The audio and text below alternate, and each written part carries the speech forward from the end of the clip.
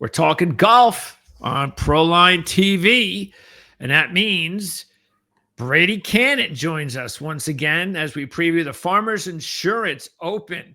It's still a California swing, and unfortunately, there's a lot of bad things going on in California lately. We'll update the latest news there. But again, we're going to have a preview of this week's event. We'll give our top picks, long shots, and much more as we introduce Brady Kannon to the program. So Brady, another event in the books for January in 2015. Unfortunately, we did not have any drama on Sunday as Sepp Straka took a comfortable lead into Sunday, and it wasn't like he made it difficult. It's just that nobody had a low round that was close enough to make things interesting.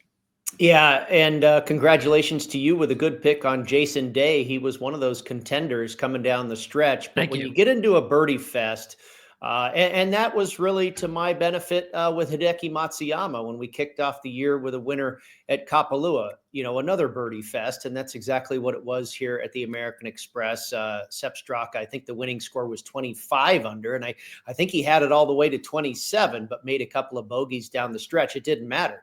He was still, I believe, I think he finished 2 shots ahead of Justin Thomas, but pretty much had a 3 or 4 shot lead the entire time. And when you have a birdie fest, when everybody has the ability to go low, it's really hard to catch the front runner because they're not likely to come back to the pack. They're not likely to make mistakes, make a bunch of bogeys, and give a lot of people a chance. And Matsuyama did not do that at Kapalua earlier this year, and nor did Sepp Straka here at the American Express in La Quinta. So when I saw him, beginning with what I believe was a 2 or 3 shot lead heading into the final round, I figured it was almost a foregone conclusion because, like I say, it's just when you have an easy track, those guys aren't likely to make a bunch of mistakes, and it takes something, out of this world to catch them. And it looked like Thomas might have something going. He got it all the way to 6 under par, certainly one of the lowest rounds of the day of those guys that were at the top of the leaderboard, but just not enough in the end to catch Straka. Yeah, and this has really been the story of Justin Thomas over the past year and a half or so. He's even though he's getting closer, but he's been better, no question. But now he's at the point where he's at that next stage where he's playing better, but he can't finish the job. He's just, because if you looked at it, the first 3 rounds on his scorecard, you could even see it. He got really hot at the end of every round. Like birdie, 5 out of 6 birdies. So you figured, all right, well, maybe he could get hot at the end of this round and make things interesting. And yet, like you said, he gets off to a good lead and then doesn't get hot. And so I don't know if he's putting too much pressure on himself.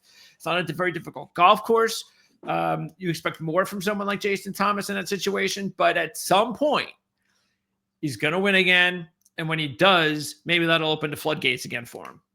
Yeah, I think he's shown a lot of great signs, and he's awful close, and I wouldn't be worried about him at this point. And I know we'll do a more in-depth preview of the 2025 season next week when we get to Pebble Beach, but he's probably a guy that's going to be on my radar to have quite a bit of success this year for the first time in a couple years. He was second place at the Zozo over the fall swing, and he's had a couple of very good finishes, including a runner-up, of course, last week. So yeah, he hasn't looked anything like the Justin Thomas of the past couple of years, where and especially I believe it was 2 seasons ago, where he really struggled and did not even make the FedEx Cup playoffs, didn't even make the postseason. So he looks to be making the turn, or have made the turn here, and I expect him to be back in the mix. And it's also interesting that the PGA Championship is at Quail Hollow this year in Charlotte, North Carolina, where he won his first ever major championship, a PGA Championship in 2017. So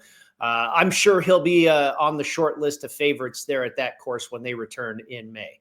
Any other couple of names that should do well? And you mentioned one of them, Jason Day. He has a good history there. So does Ricky. And again, Ricky, as we mentioned last week, he ended the season pretty well, and he's gotten off to a good start in his first event. So if he can kind of pick things up, he could be dangerous looking for his first major. And of course, Rory. I mean, you could pencil him in even right now as probably the favorite, as much as No Scotty doubt about it. Scheffler. Yeah, that's an always interesting comment. I mean, Rory has. I mean, Tiger Woods won. What did he win? Bay Hill 8 times. He won the Memorial 6 times. Augusta. I mean, there was a handful of courses that he absolutely just owned, and there's certainly one that Rory has that ownership is Quail Hollow. So you're right. Scotty. It'll depend, obviously, what Scotty does leading up to that tournament. But is he going to be 3-1, 4-1, 5-1, kind of the same numbers that we've seen in major championships, any tournament really, for that matter, out of Scotty Scheffler? And where do you put Rory? That's a great question. Rory is certainly the horse for the course, but Scotty Scheffler too. You know what's good about if everybody's healthy, even though Scotty's been winning a lot of these, not necessarily majors, but a lot of the big events, including some majors, but it's the fact that there's going to be some really good players in the majors this year that are going to get decent odds. And when I say decent in a major is 10-1, 15-1, that range. You might even get a Schauffele at a 10-1 price. Matsuyama, Oberg was playing this week. You're going to get some good quality players in the majors this year with odds that you'll deal with. Again, these types of events, we don't really like to go down that road.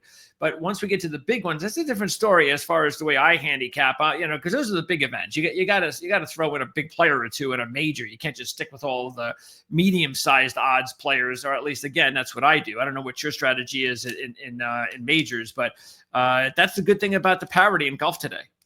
Well, and Scotty Scheffler dictates a lot of that, because like I say, he'll be at plus 450 or something like that. Maybe 5-1 would be a gift, and of course, unless he gets off to a bad start or something like that. But, all things being what we expect, he should be in the neighborhood of 4 or 5-1 at these majors. And that just elevates the price on everybody else.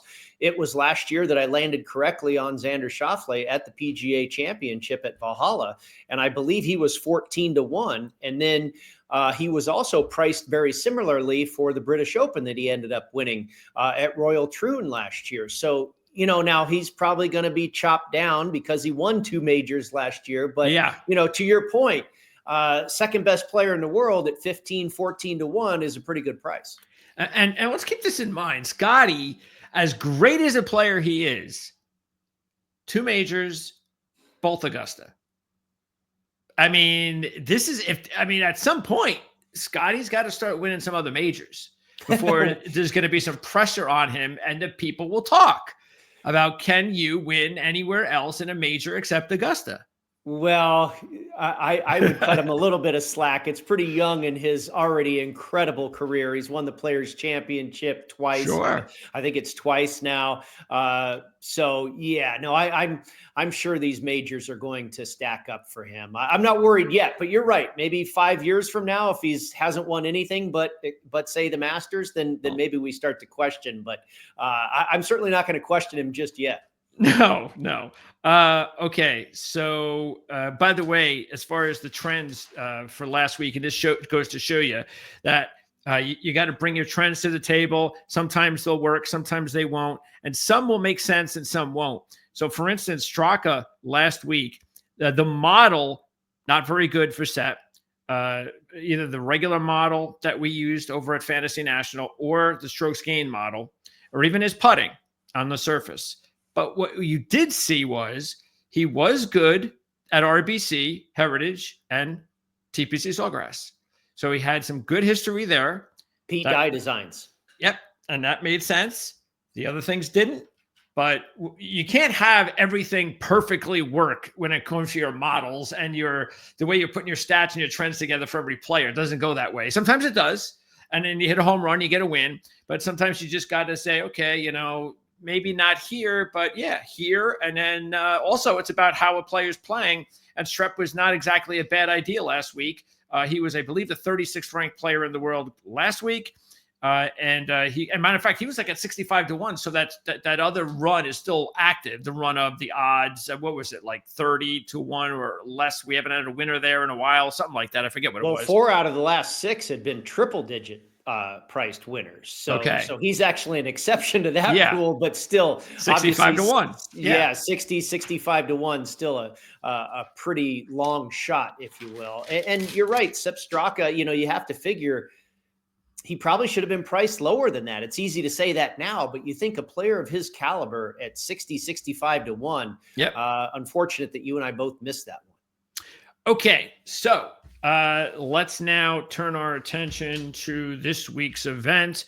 And we have, by the way, just as you kind of alluded to before, next week, not only do we have Pebble, but we also have our official season preview. Jared Smola, my co-analyst for the past couple of years, is going to return to help us to preview, go over predictions, take a look at players to keep an eye on, all sorts of things that we're going to hopefully give some insight on to help you to handicap your 2025 season. But before we do that, this week we are going to be talking about the Farmers Insurance Open. Again, still in California. This is going to be in San Diego. It's Torrey Pines. And Torrey Pines, we're going to be dealing with 2 golf courses on Thursday and Friday, the North and South course. And then on the weekends, it's the South course. And there is a difference. You've got a difference in yardage between the North and the South course.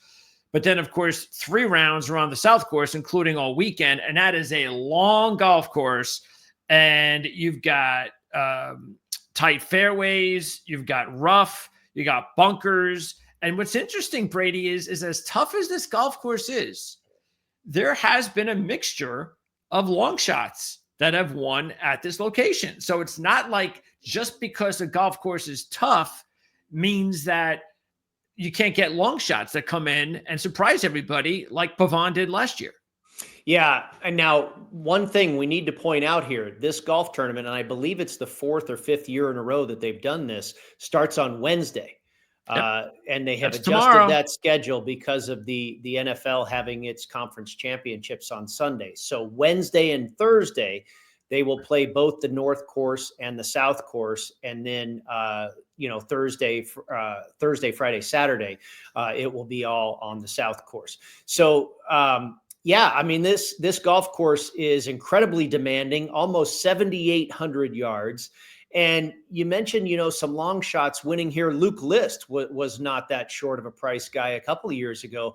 But one thing they all have in common, one of my favorite stats for this golf course, year in and year out, and I think maybe the very most important stat to have in your bag, is total driving, a combination of length and accuracy.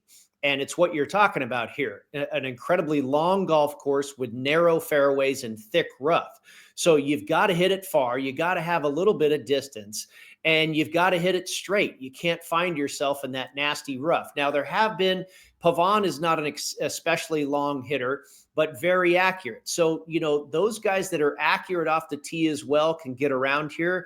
But if you've got some distance to go along with that accuracy, that can really be a big advantage here. And we've seen guys, Tiger Woods, Phil Mickelson, Bubba Watson, over the years have had great success here. Jason Day has won here a couple of times. Justin Rose, Mark Leishman. So, guys that tend to hit it fairly straight and long, I think they have an advantage over everybody else. But you're right.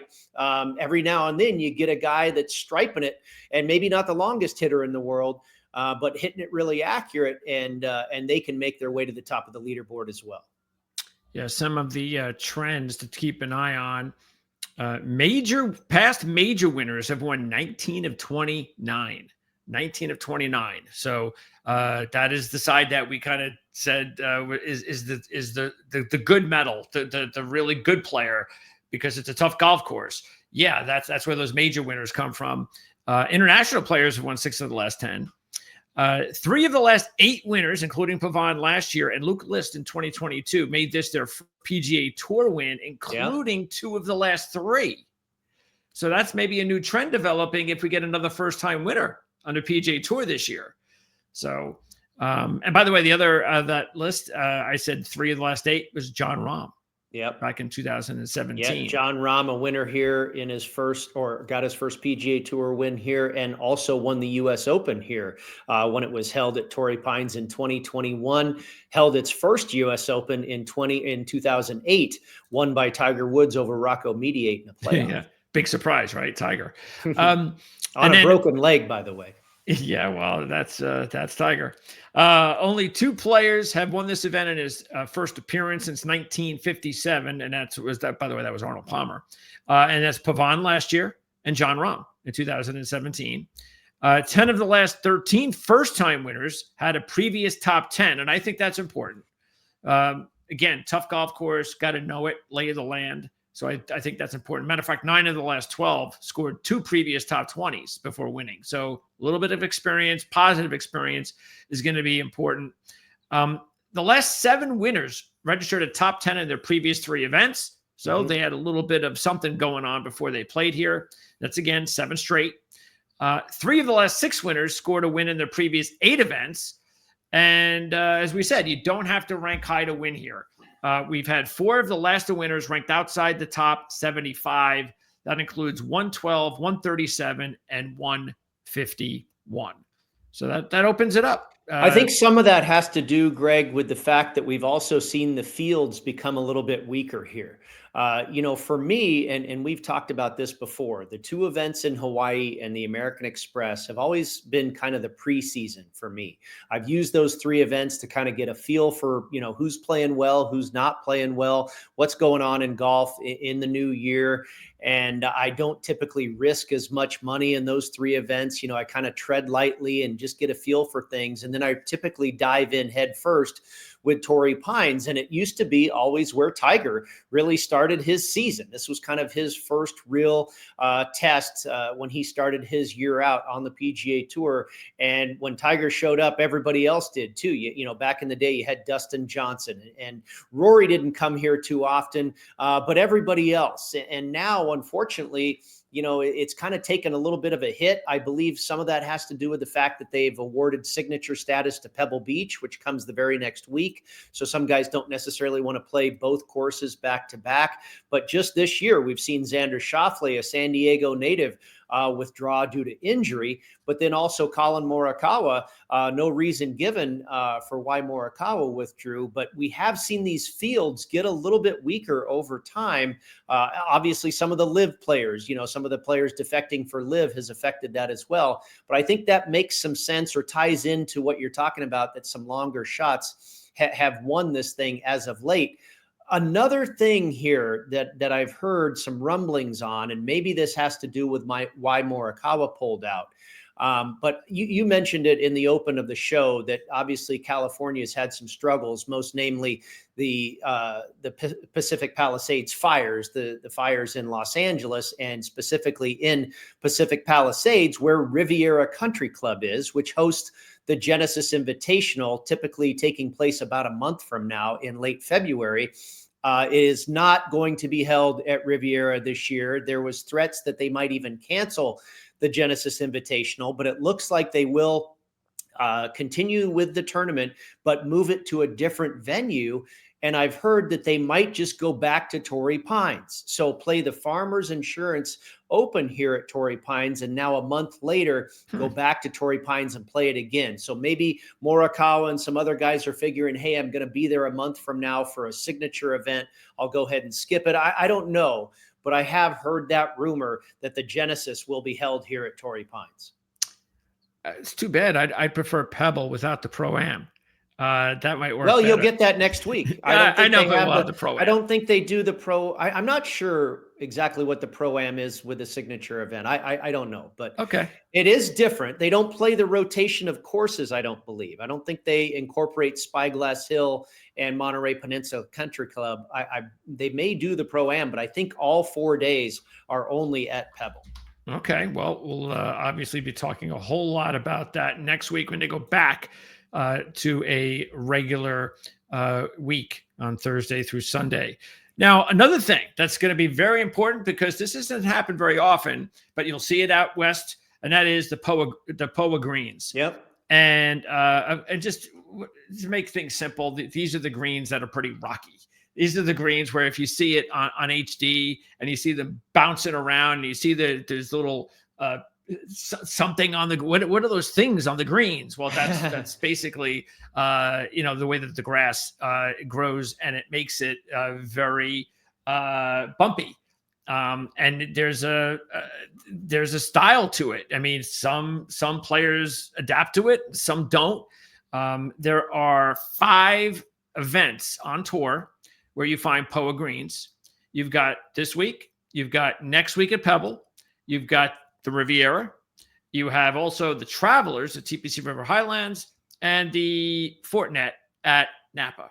So definitely you want to be taking a look at those events and seeing, which players maybe have had success there or not success. Again, there's just the greens, and it's a big part of it, but it's not the whole makeup, but it is going to be important this week. Yeah, it's a tough surface to figure out. And I've played on Poa annua many times myself. In fact, I've played here at Torrey Pines years ago when I was going to college in San Diego. And it's a very spongy surface. And so when you walk on it, you make impressions, footprints and stuff like that. You'll get areas that tend to rise and areas that tend to sink. And that's where you get some of the bumps. It's a very fast growing grass. So late in the afternoon, that's where you'll see some of those little, growth spurts start to pop out, and there you get the bumps as well. Now this is a PGA Tour event, so a lot of that, is negated because, they're rolling these greens and they're extremely well kept, but it still creeps into one's putting, the bumpiness and the sponginess of these surfaces. Keep in mind too, you mentioned the Travelers and the Fortinet in Napa and Riviera. Those are all Poa annua blends, primarily Poa annua, but they do have like some bent grass blended in and what have you. Torrey Pines and Pebble are just 100% pure Poa annua. So yeah, they can, and you see the same type of guys. Brandt Snedeker, one of the best putters on Poa annua in the world, won at both Torrey Pines and Pebble Beach. Jason Day's had tremendous success at both. Jordan Spieth has had tremendous success at both. So there are a handful of guys that are Poa annua putting specialists. Yeah, and again, that's why you want to definitely take a look at the history of those players, and we'll go over some of those players when we go over the list in just a couple of minutes. I also want to make this note before we move on, and that is the fact that because we don't talk a whole lot about it, but live wagering. And live wagering is definitely something that we're more into later on down the road, where we're going to be able to make and give you the opportunity. And by the way, all you have to do is just use the comment section at this point in time. If you have any questions or comments as the event has taken place, we'll get those comments, or we'll get those questions at any point during the weekend. Like if you have a question regarding, hey, it's Saturday, who do you like? It's Sunday, who do you like? Just let us know. But this is real important this week, because if you look at it, it's one of those events that you don't have to get off to a good start. So here are some interesting stats. After the first round of this event, 12 of the last 15 have started outside. Winners have started outside the top 10. And 9 of the last 15 winners started outside the top 20. Other starting spots in the last 15 years included 63rd, 77th, 90th, 96th, and 113th. Pavon started 34th last year. Now, this makes a lot of sense in a way because you have the 2 golf courses, the South and the North. So you're going to have a completely different, hey, I didn't do good on that one, but hey, I'm really good on this one, or vice versa. Meanwhile, 11 of the last 15 winners were at least 4 shots back after the first round, including 7 shots, 8 shots, and 9 shots back. Pavon was 5 shots back after the first round last year. And get this, only one leader after the first round has won this event since 1987. That was Patrick Reed in 2021. He basically led almost wire to wire. Yeah, very interesting. And what the points you make there are absolutely right. Because we play the North course and the South course, again, 3 out of the 4 rounds will be on the South. So that's where I really, emphasize my handicap, is because obviously that's the majority of what we're doing here.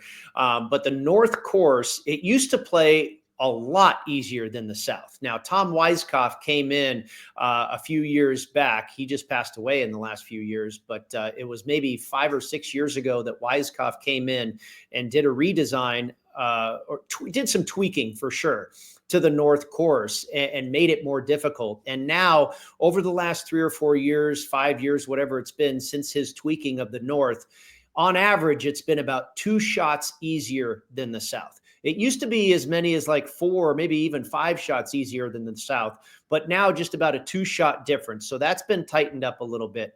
And it also goes back to the point I was making earlier about a birdie fest, where, you get out in front in a birdie fest and it's just a track meet, and, you just keep making birdies and you're not making that many mistakes. What you're talking about, guys, starting as low as 34th, 70th, 60th, 113th, whatever. It's not only the 2 different courses, but it's guys are going to make a lot more mistakes around a much more difficult track like Torrey Pines. So you're going to get guys that come back to the pack, make a double bogey, a triple bogey, whatever. It ain't no birdie fest this week. So not surprising that we see guys able to come off the pace here rather than just a guy get out in front and run away with it. Yeah. So if you see, and some people like to just live bet after the round starts anyway, and that's fine. That might even be a good strategy for you. But again, in this circumstance, if somebody gets off to a really good start on the South course and heads to the North course, well, you're in good shape. So keep an eye on those odds. But the exact same opposite. Let's say a player you think is really good this week, and he gets off to a slow start on the South course, and you see all these opportunities that you're going to have, because chances are all those stats, I'm guessing, are players that have come from behind in round 2 because they are now on the North course. So that's a really good handicapping tip for anybody out there that's live betting going into Thursday or on Wednesday night. When you take a look at the leaderboard, take a look at some of those players that might be way back. But as we said, hey, they definitely have a shot, especially if they're a player that you think are really good at winning the tournament. Just get off to a slow start because they just happen to be on the South course on Wednesday. So. Yeah, no, you're exactly right. And again, go tread a little lighter than you may have in the past, because again, that gap has been tightened. The North course is no longer as easy as it used to be. It has become more difficult since Weiskopf redesigned it. And I want to say that was about 5 years ago. You'll have to, look that up and see exactly, but you'll notice that the scores have tightened up quite a bit. There's not as much of a glaring gap between the difficulty of the South and the North, but you're exactly right. The North is still easier. So if you get off to a great start on the South on Wednesday, you might even be able to pad that lead heading over to the North course. Vice versa, if you get off to a really slow start on the North on Wednesday, you might be in for real trouble heading to the South on Thursday.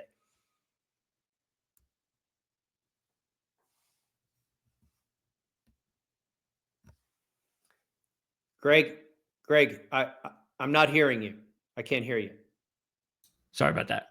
Okay. So yeah, if you want to, what you can do is you can take a look at someone like Oberg or Matsuyama. Let's say you don't want to go down that road because their odds are a little bit low. Well, I haven't looked at the tee times, but I'm sure they're out already. Maybe they start off on the South course to your benefit, and they don't get off to a great start, and now their odds are a little bit better or not too low after the first round, which again can tend to happen even after just one round.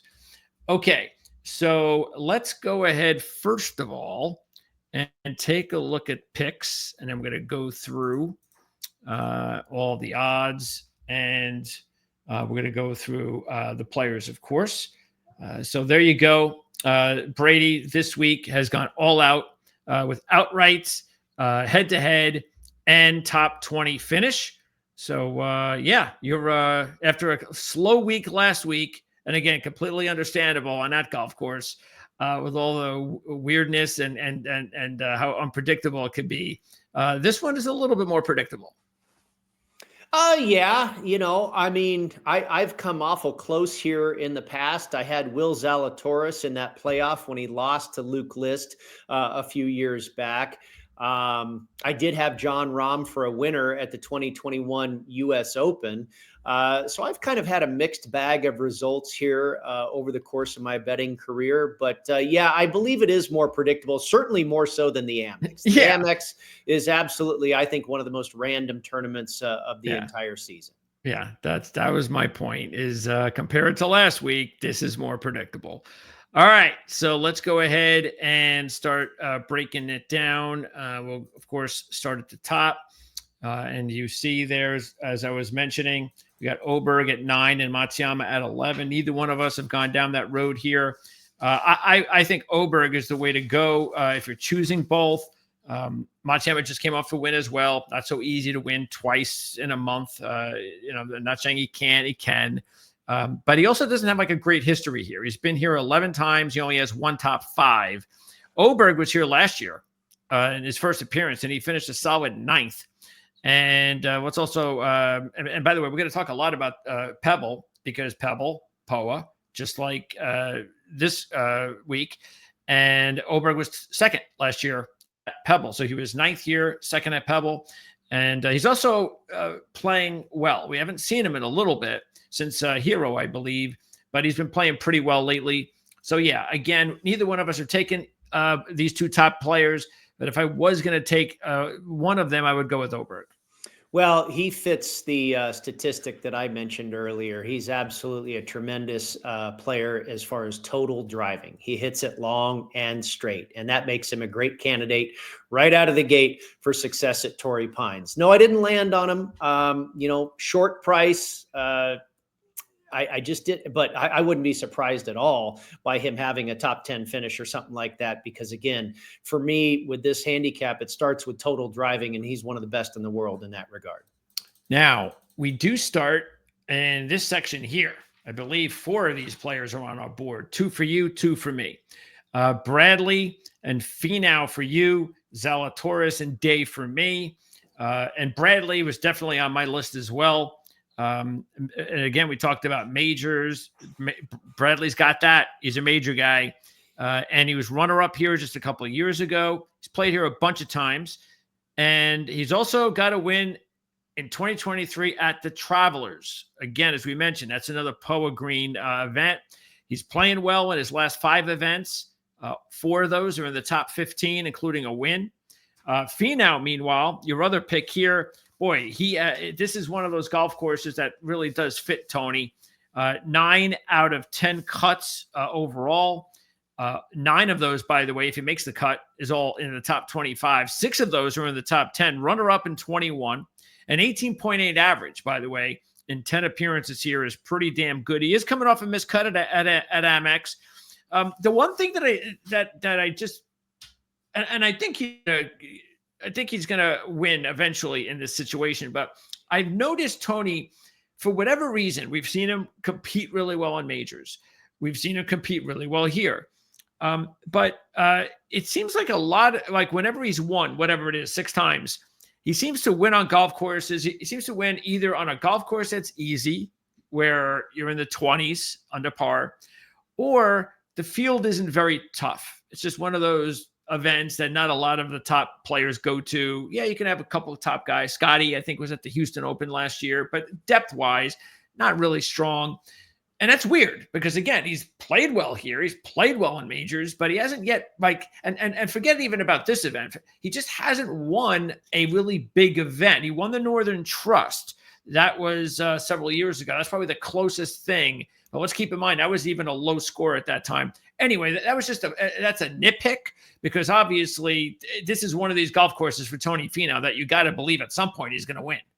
Yeah, and that's part of my thinking here, and you spelled it out. I mean, he's just been such a consistent machine at this golf course. Like you say, 9 out of 10 cuts, 4 top 25, or excuse me, 3 top 25s and 6 top 10s, 1 runner-up.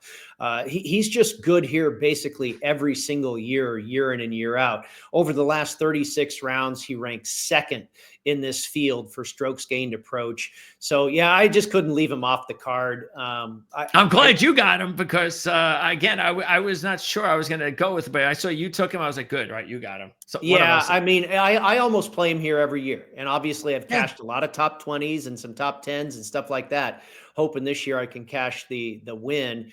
And Keegan Bradley, pretty similarly, he's been runner-up here before, had a number of top 10s, number of top 25s.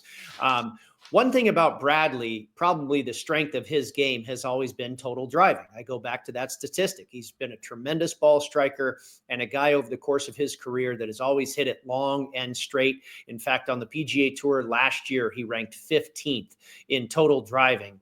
And he's another guy that I have a good feeling about this season. We've talked about this a little bit before, Greg. I think he is really inspired by the fact that he is the Ryder Cup captain. And I think this guy is running on adrenaline and will continue to do so throughout this season. I think he's pretty pumped up, and it's shown up in his play. He won the BMW Championship last August, just finished top 10, 6th place a couple weeks ago at the Sony. So I expect more good play to continue here for Keegan Bradley. Yeah, like I said, if you hadn't taken him, I probably would have taken him on my board. So I'm glad you got him. But I did go with Zalatoris and Day. Look, I took Day last week, as you remember, and I've said before, a lot of times I take a player the week before. I'm going to definitely consider him the week after, and there's no question since I took him last week, I'm taking him this week.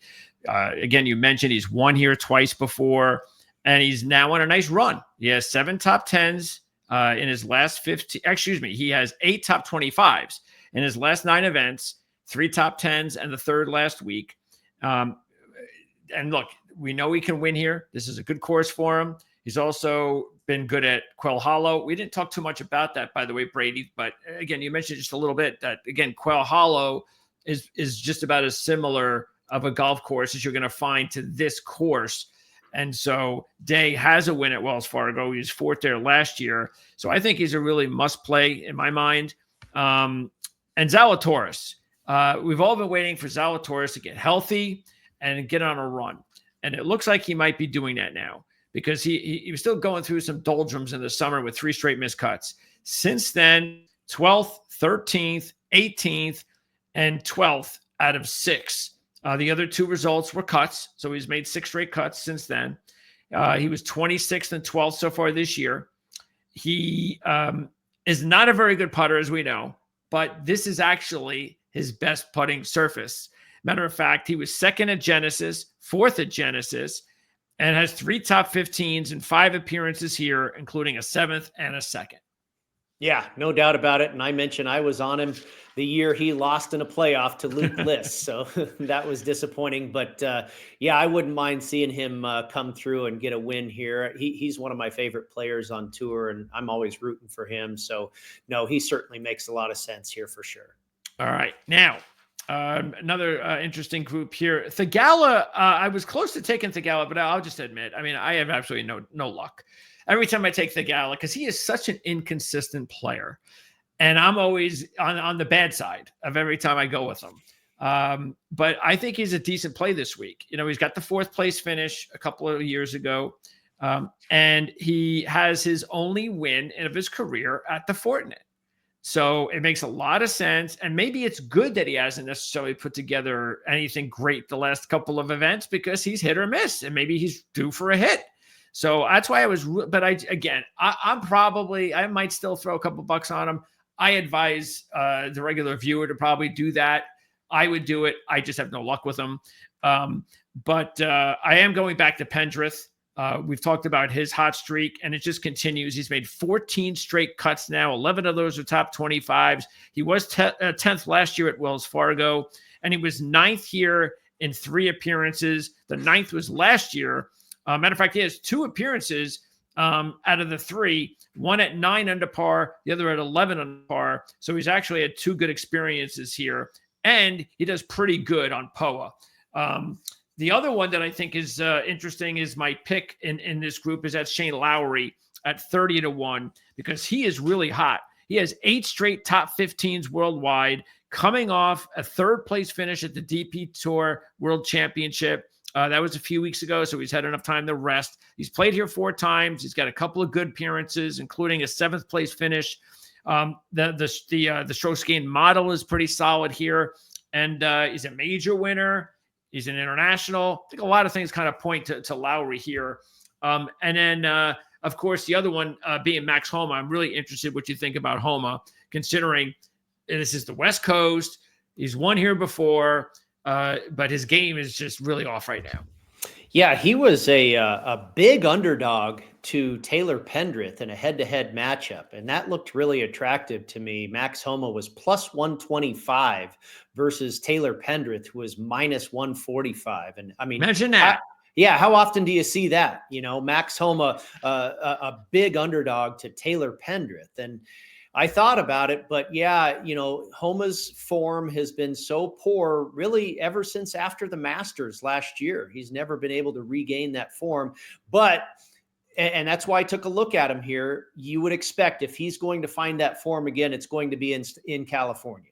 Max, has won in the state of California. That seems where he does his very best. Of course, a Los Angeles kid, went to Cal Berkeley, extremely familiar with the Poa annua surface. So, if Max Homa is going to play well, you would expect it's going to be this week. And plus 125 in a head-to-head against Pendrith was something that definitely caught my eye. I was on Pendrith here last year and was able to knock down that top 10 finish, but did not go back to him here. But yeah, no, I'm not going to argue with Homa because, like I say, the form has been absent completely, not even bad. It hasn't even been there.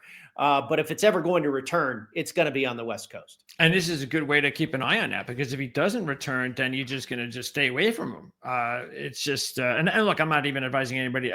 If he's 50-1, but 30-1, I mean, why? I know why, but really, I just think that's way too low the way he's playing. And yeah. Get this. You mentioned the odds makers, maybe they're understanding too, that if he's going to show up, it's going to be here, You mentioned when he started getting cold. So he was 9th in the world going into the PGA Championship last year. He's now 48th in the world. Wow. So big drop. No top 10s in his last 13 events. That'll drive you down. Okay. Meanwhile, as we move on to this next group, we have one of your players here, Beau Hossler, at 45-1. And Beau is definitely one of those picks, one of those really good picks in this grouping that make a lot of sense. The model is really good for Beau Hossler this week. He's actually trending in the right direction. He's got a 12th in his last event, 20th before that. He does have a couple of top 10s here, including 6th last year. And he's never won a PGA Tour event.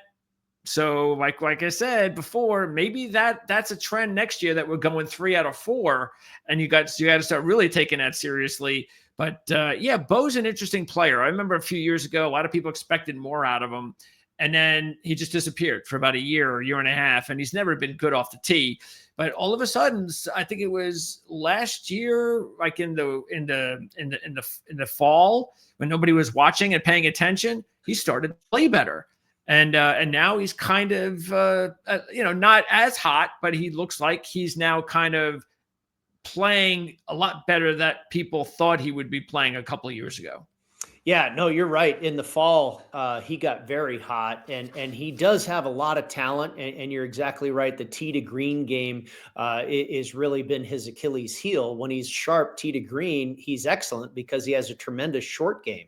If you look over the last 36 rounds, he is 22nd in this field for scrambling and 23rd for strokes gained putting on Poa annua. 2 top 10 finishes. You mentioned the 6th here last year at the Farmers Insurance Open. Also, one of my correlated courses was Vidanta Vallarta, where they play the Mexico Open, where we've seen Tony Finau finish 2nd, 1st, and 13th. So obviously Finau connects on both of those, as does Hossler, who was 10th at Vidanta Vallarta in 2013. And you mentioned that hot fall that he had, 2 top 25 finishes, an 11th place finish, and then a loss in a playoff at the Sanderson Farms, where he also finished 10th back in 2017. And Sanderson Farms, the Country Club of Jackson, where they play that, is another correlated course of mine. Hossler's had success here, and also Luke List has won at both courses. So a lot of crossover. If you look at the leaderboards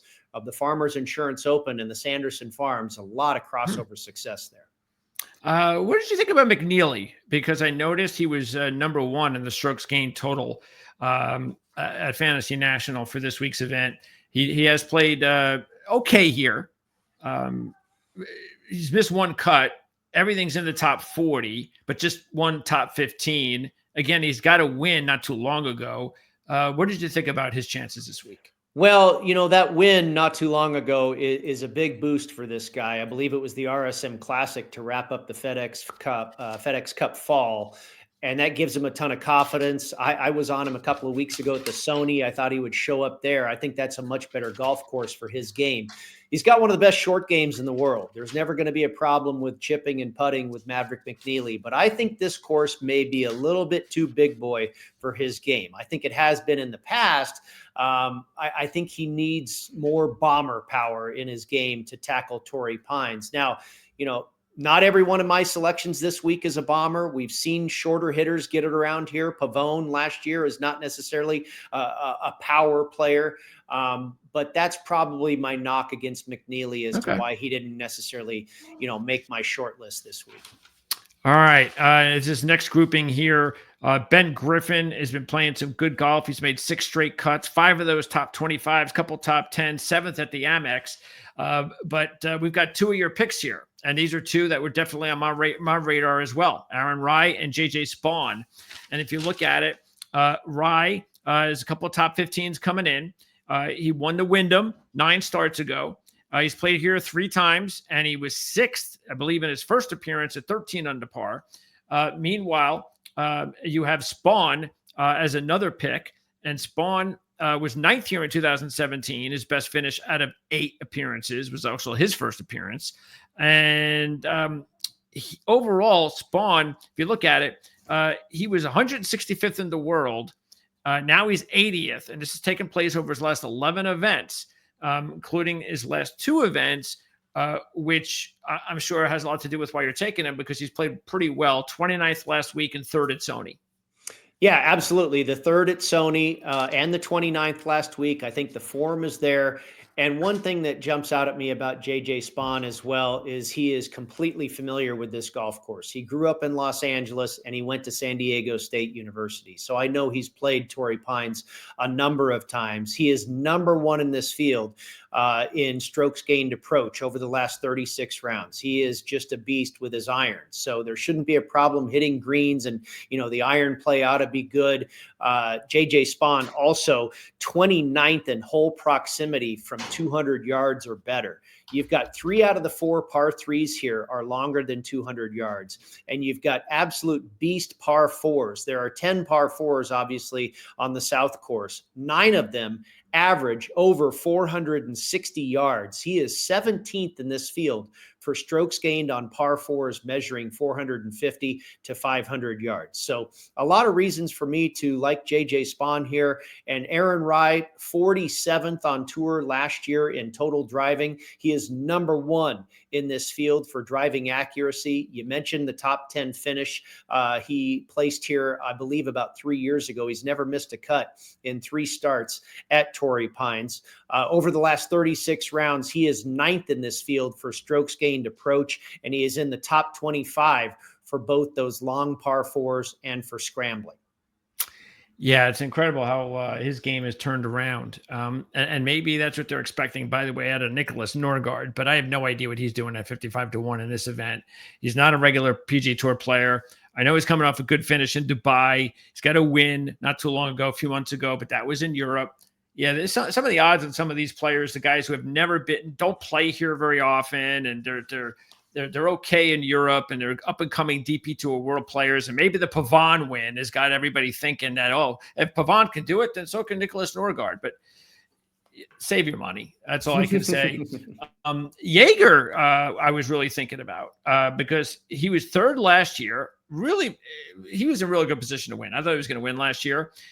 Couldn't get it done. But he's got 2 top 5s in his last 4 events. He was 3rd at Sony the last time we saw him. Again, it was Jaeger and Spaun that looked like they were going to win that event. That did not take place. They didn't even make the playoffs. But how about this? I checked this out. And this is also going to be interesting when we get to Dietrich, one of my players this week. Stefan Jaeger has never, ever in his PGA Tour history had back-to-back top 10s.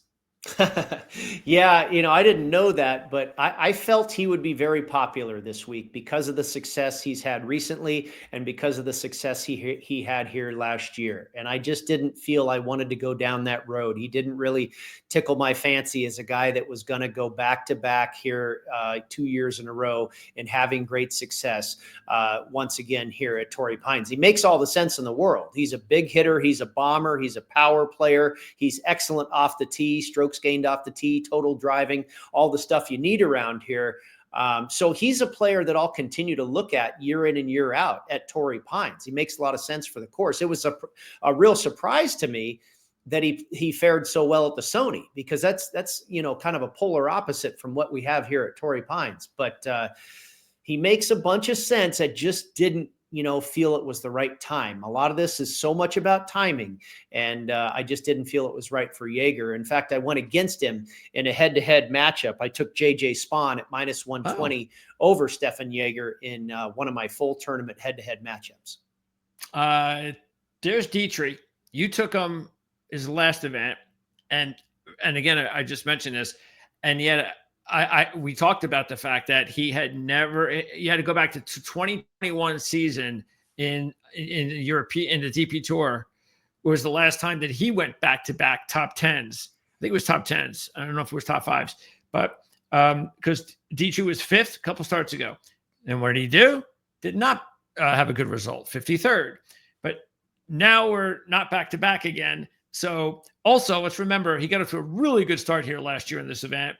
With a 66 and a 68, did not have a good weekend, 73, 74, but he was in contention early. So that's got to have some confidence. He was 20th, finished 7 under par. Meanwhile, the other thing too is again, throw it in there if you want, but he's never won a PGA Tour event. And this is a guy that is probably one of those 04 PGA Tour players that you just get the feeling that sooner or later, and I know that's probably part of the reason you took him a couple of weeks ago, that he's going to get it done because he's been so close. Matter of fact, he doesn't have a win on either tour. It's crazy. And this is a kid that's a pretty talented player. So he's like way overdue. Yeah, he's a really good player. And I wouldn't be surprised if he showed up again this week. You can't pick them all. I took 8 guys this week, which is a lot. So did I. Yeah. Now, only 2 of them are in the 20s as far as the odds. The rest of them are 50 to 1 or better. So I still haven't even risked a full unit on the outrights, but typically I don't land on 8 guys. But Dietrich is certainly a guy that crossed my mind because I was well aware of what he did last year. Also, Valhalla, where they played the PGA Championship, is one of my correlated courses this week. Big boy golf course where you got to drive it long, total driving, that type of thing. And Thomas Dietrich had a top 10 finish there last year. He's got a tremendous short game, a great putter. So yeah, he makes a bunch of sense here. By the way, his only professional win was in a Challenge Tour event in 2016. So that's pretty crazy. That's like the Corn Ferry Tour for the Europeans. That's the minor leagues over in the DP World Tour. The other player on this list I've got is Daniel Berger.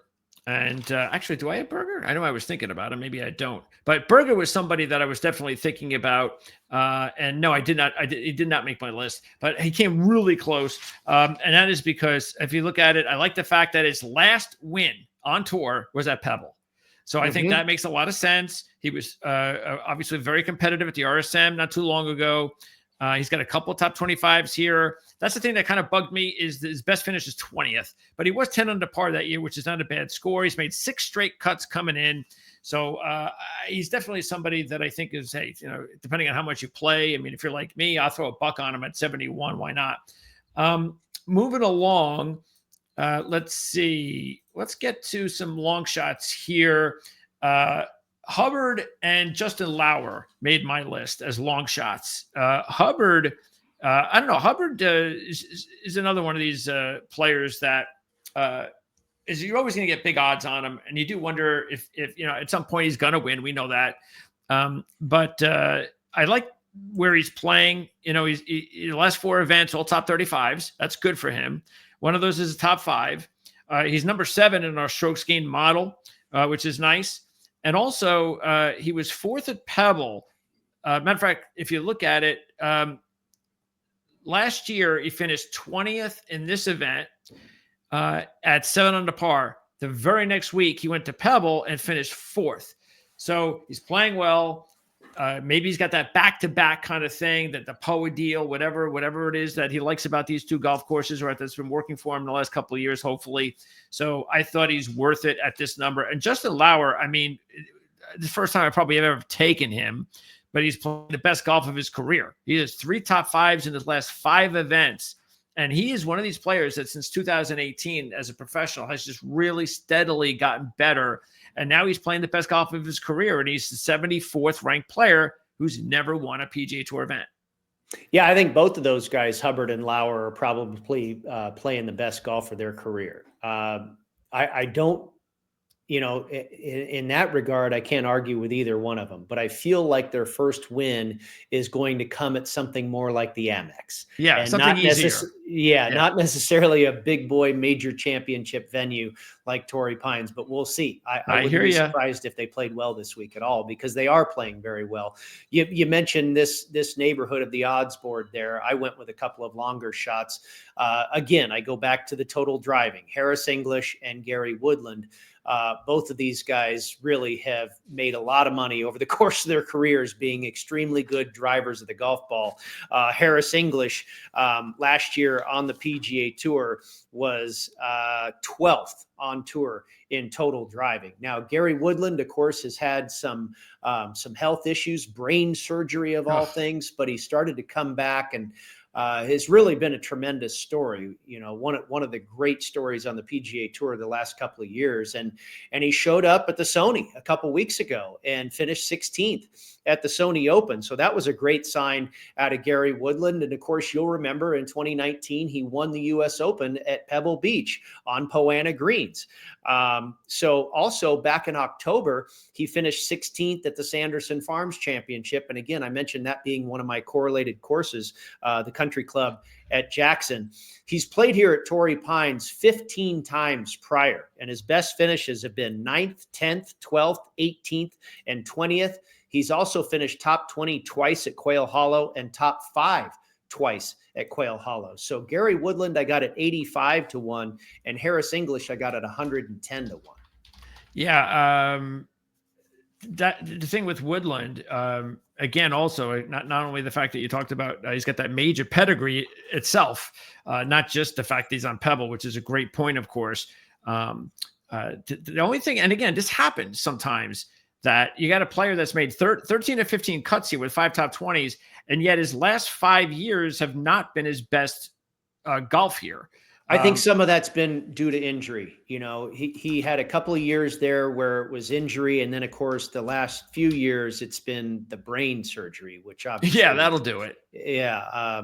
God bless him, man. He's been a tremendous story. And then, what's interesting about Harris English, all my correlated courses, he's been runner-up here at Torrey Pines, 3rd at Quail Hollow, 5th at Corrales, the Corrales Punta Cana, and 6th at Sanderson Farm. So he's got almost the entire board covered as far as top 5 finishes at the correlated courses. Very good putter on Poana, and a very good short game, very good scrambler. So he's kind of got it, both ways. He's very, very good off the tee and very, very good around the greens. And he was hot this past fall as well. When we were doing the FedEx Cup fall, in September, October, November, he had a 3-week run where he went 6th, 9th, and 14th. So hopefully that form carries over here this week. Yeah. What was he? He was runner-up back all the way, 2015 on this golf course. Yep. So, I remember it well. And then let's see. Rico Hoey. I mentioned him before a couple of weeks ago.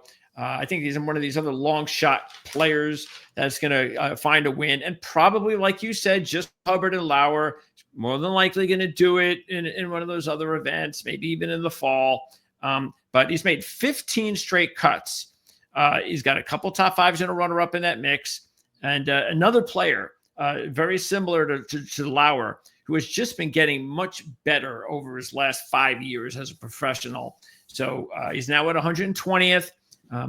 Soon, if he keeps playing like this, he'll crack the 100 for the first time. So I thought he was somebody that might not be a bad idea Again, we're talking about these long shots, and if you want to throw, depending on what your unit is, to use your terminology, the fact is that I think players like that are the ones that I think make the most sense for me. And he's not a young kid, by the way. You're talking about a 29-year-old who played here last year for the first time, did not make the cut. But I do think at some point is going to be a player that is going to break out and get his maiden PGA Tour victory. But the fact is, to tell you the truth, normally I have 100-to-1 players on my list every week, one or two, just but I don't have any this week. Now I have a few 80s. I got like 4 80s, but I don't know why that is. Especially as we've said before, we've had a lot of players that have won this event with high rankings. But do you have anybody? I know there's one other player on your list, and maybe he's that player. I know you did you take Norlander last week as well? I did. Going back to back with Henrik Norlander, and he kind of never got out of second gear. It's somewhat misleading when you don't make the cut at the American Express, because first of all, it's a birdie fest. So, I mean, the cut, I believe, was 9 or 10 under par. I mean, that's pretty ridiculous, Yeah. But it also comes on Saturday. So it's after 3 days of play. If you aren't in the top, 50, 60 players after 3 days, then you're going to miss the cut. And both Finau and Norlander missed the cut last week by a couple of shots. But I went back to the well with him here. I thought he made a lot of sense at a birdie fest. He's extremely accurate off the tee. He makes a lot of birdies, but he's had great success here at Torrey Pines in the past, and also at the correlated courses. He was 55th on tour last year in total driving, exceptional ball striker. He's 4th in this field over the last 36 rounds on the par 4s of 450 to 500 yards. He's been as high as runner-up here at the Farmers. He's been 13th at Quail Hollow, 16th at Quail Hollow, 13th at Vedanta Vallarta at the Mexico Open. He's finished 4th twice at the Sanderson Farms and also finished runner-up there. So he's been really a machine at the correlated courses and here at Torrey Pines with a runner-up finish a handful of years ago. So and I've seen this guy priced, Greg, anywhere from about 140 to 1 to 200 to 1. I happen to get him at 160, but shop around. You can find some pretty large numbers on Henrik Norlander. And I took him for a top 20 finish as well, where I got him at 5 to 1. So not a bad payday if I can get him to finish top 20.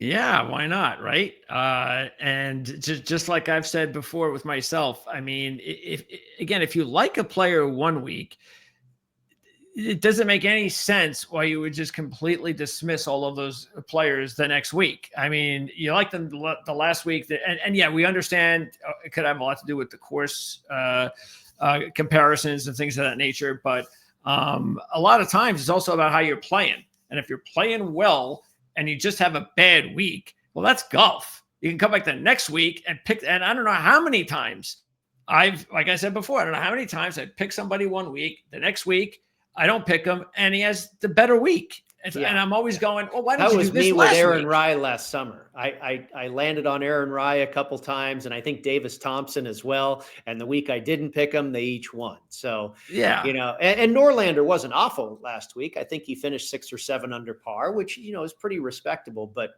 yeah, we'll hope that Finau, Norlander, or one of these other guys, or one of your guys, let's get a winner home this week in beautiful La Jolla, California. And there you go. There's the picks once again that we're going to be going with this week. And were there any other players that caught your eye that did not make your list before we wrap up? Well, I think a lot of them landed on your card. I mean, Jason Day obviously has a history here. Will Zalatoris has a history here. How about Kevin Yu? Yeah, I landed correctly on him this past fall at the Sanderson Farms, and we've talked about the connection with the country club in Jackson.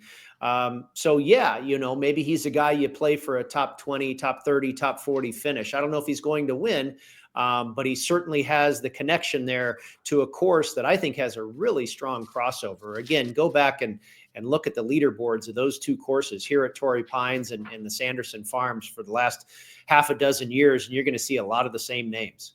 And by the way, Harry Hall is number one in the model this week, but he's missed all three of his cuts here. The good news is his scoring is actually increased all three. So, matter of fact, he missed a cut last year at 1 under par. And we know he's playing the best golf of his career. But it's kind of hard to take someone that's 0 for 3 and making cuts at 50 to 1 to win. Well, this is really a different golf course than we have yet to see this season. You can argue it's somewhat similar to the Plantation course at Kapalua, certainly in size. It's a behemoth property, but Kapalua has extremely wide fairways. That is not the case here at Torrey Pines. This is a U.S. Open-like track. It's long and narrow, and the rough is thick, and, Poana greens are different. So, the Sony, that's a very, short and narrow golf course. Kapalua is a massive property. The AMEX, you have different courses that are very, very easy. So, like I said at the top of the program, the preseason is over and big boy golf has started on the PGA Tour beginning this week with Torrey Pines, a beast of a golf course. So, the people that we've been looking at the last few weeks, not all of them make sense for this particular track. Don't forget, tomorrow they tee up on Wednesday morning. 8:50 Pacific time, 11:50 Eastern on Wednesday in, again, beautiful La Jolla, California. So you have a little bit more time. Well, you have more time. Bottom line is you are going to have a little bit more time than normal on the East Coast to make your wagers. If you want to wait until early in the morning to do that, you can. We'll be back again next week, and then we're going to preview the Pebble. We're also going to have our special where we're going to take a look at the whole season and have a whole bunch of really cool predictions and things of that nature that you can kind of jot down and put them in your memory for the rest of the season. It'll help you to handicap the PGA Tour for the rest of the season. Brady, great job as always. Appreciate your time. And don't forget to check out the links in the description of this video where you can find Brady over at golf.com. Matter of fact, is your preview still going to be out at the same day and time this week with the start tomorrow? It's already up. If you go to golf.com or my Twitter handle at Las Vegas Golfer, it is already up there. And the 8 players that I landed on, you've got a thorough description of each one, the golf course, everything I looked at. So, typically it's up around this time on Tuesdays, but obviously a little bit more urgency this week with the tournament starting on Wednesday. There you go. So, matter of fact, I couldn't help myself. By the way, you can also check out sportsgrid.com, and there's a link in the description where you can find Brady's work there as well. Here it is. Here is your article. Yes, Farmers indeed. Insurance Betting Guide, 8 picks our gambling expert loves this week. And there you go, Mr. Brady Kannon. So you can check it out. And he's got Keegan Bradley. Of course he should. It's his top pick this week on the cover. So that's it for this week, Brady. Appreciate it. Like you said, let's go out and get a W, and we'll talk again next week. All right. Thank you, Greg. You too. Thank you.